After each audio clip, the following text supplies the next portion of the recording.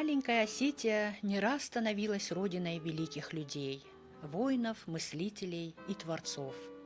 Осетины по праву могут гордиться не только известными всему миру предками, пророком Зороастром, мудрецом Анахарсисом, королем Артуром, Одином, ставшим для скандинавов богом, но и современниками Коста Хитагуровым, Луки Токати, Васу Абаевым, Иса Аплиевым, Валерием Гергиевым и многими другими.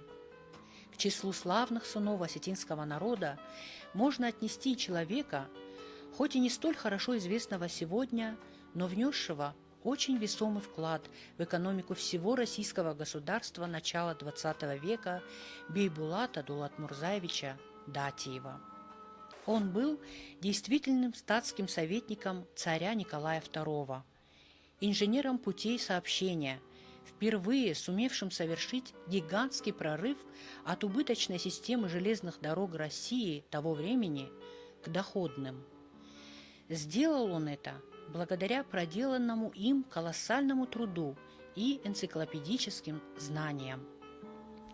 Он сумел детально изучить проблемы путей сообщения всей огромной территории России, оценить их и сделать точнейшие выводы, подробно изложив их в виде рекомендаций в своем остающемся по сей день уникальном фундаментальном труде «Практические указания для удешевления эксплуатации и постройки железных дорог».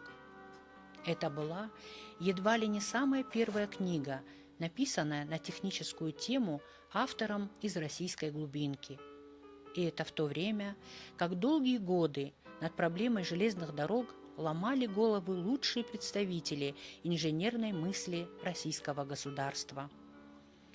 Диапазон вопросов, рассматриваемых Бейбулатом Датиевым в его книге, был настолько широк, что невольно поражаешься масштабности его мысли, умению по-государственному оценивать ситуацию, благодаря чему его рекомендации помогли России экономить по 150 миллионов рублей ежегодно. Это был очень солидный вклад в экономику всей страны. То, что он был высоко эрудированным инженером и высоко ответственным человеком, говорит то, что через 8 лет после окончания института в 1888 году царем российским Александром III был награжден орденом Святого Станислава. Статус этого ордена давал право человеку, которому присуждался он, на потомственное дворянство.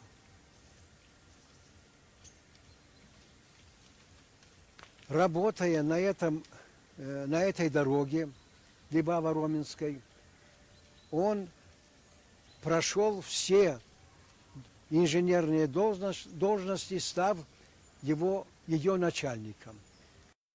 Пройти от начала до конца дорогу и стать ее руководителем – это не просто так. Он стал действительным статским советником, представлявшим сначала интересы путей сообщения, а потом финансов Российской империи. Так, 9 февраля 1909 года Бейбулат Дулатмурзаевич, присутствуя в Госсовете при представлении нового министра путей сообщения Российской империи Рухлова, статс-секретаря, ушел с твердым намерением написать книгу, которая способствовала выводу казенных железных дорог России из состояния дефицитных в состояние доходных. Надо заметить, что в то время Бейбулат Дулатмурзаевич Датиев был членом Государственного совета Российской империи, представляя в нем интересы сразу двух министерств – путей сообщения и финансов, а его чин действительного статского советника в армии приравнивался к званию генерал-майора. Труд Бейбулата Датиева был высоко оценен современниками.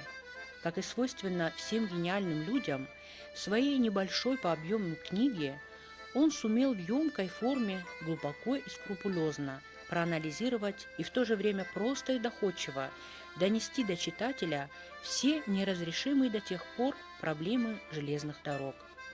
С удовольствием изучал эту книгу и специалист наших дней, бывший директор железнодорожного техникума Заурбек Балаев. Государственных железных дорог очень критиковали за малодоходность и хотели доказать того, чтобы железные дороги строили частники. А Бейбулат понял, что если этот важный отрасль народного хозяйства поручить частникам, оставить на удел частников, то Россия очень отстанет в развитии своем развитии. И как патриот он решил написать эту книгу и показать, в чем причина малодоходности железных дорог. Бейбулат Датиев был не только яркой одаренной личностью, но и мудрым человеком и большим патриотом своей малой родины – Осетии. Интересен тот факт, что он сумел обучить инженерному делу и своего младшего брата Кавдына. Причем он сумел передать ему свои знания непосредственно на практике, а также благодаря самостоятельным занятиям с ним по всем необходимым предметам. Итогом этой плодотворной деятельности стало признание Кавдына как великолепного специалиста-инженера. Об этом свидетельствуют строки из напутственного письма Бейбулата Кавдыну. «Дорогой мой брат, большое спасибо за твое усердие. Сегодня тебя высоко ценят те специалисты, которым я тебя рекомендовал. Твои знания отвечают навыкам инженера-железнодорожника». Кавдын Датиев направлялся в то время на строительство Таврийской железной дороги в Персию. Это было последнее десятилетие XIX века. Он набрал бригаду из 27 человек в своем родном Салогардане и повез с собой в Персию. Дочь Кавдына, Чабахан Датиева, рассказывала об очень интересных фактах его биографии. Однажды на группу строителей осетин во главе с Кавдыном напали враждебно настроенные персиане и убили одного из осетин, посланного к ним в качестве парламентера. Тогда, в ответ на это злодеяние, Кавдын лично убил 8 персов. Когда наши соотечественники вернулись в Осетию, Кавдын совершил очень неординарный поступок. Он, как полагается по осетинскому обычаю, купил 8 быков, приготовил необходимую трапезу, пригласил родственников и односельчан, чтобы они помянули 8 невольно убитых им персиян. Впоследствии Кавдыну вновь довелось работать в Персии, где ему за его труд инженера-железнодорожника, и в том числе еще и за этот незаурядный поступок, наследник персидского престола присвоил звание персидского хана. Но вернемся вновь к имени Бейбулата Датиева. Мы должны помнить его сегодня не только как высокообразованного инженера и единственного статского советника осетина, но и как верного сына своего народа. Завещание, которое он оставил в 1914 году, нельзя читать без благоговения и глубочайшего к нему уважения. Завещает строить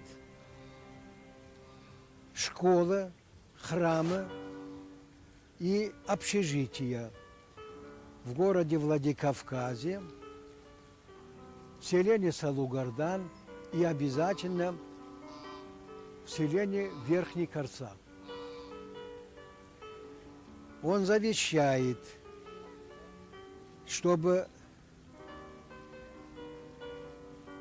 образовать из процентов этого неприкосновенного капитала 4 именных стипендий. Имени отца своего Дулатмурзы Датиева, имени Арвада генерала Инуса Датиева, имени брата своего Кавдана Датиева и своего имени Бейбулата Долатмурзаевича Датиева, действительного статского советника. Вложенный Бейбулатом Дулатмурзаевичем Датиевым в Государственный банк капитал, видимо, был немалым, если на проценты от него устанавливались именные стипендии и можно было строить школы и храмы. Эти деньги сегодня можно было бы использовать для обеспечения учащейся осетинской молодежи стипендией, и это было бы лучшей формой почитания памяти Бейбулата Дулатмурзаевича Датиева.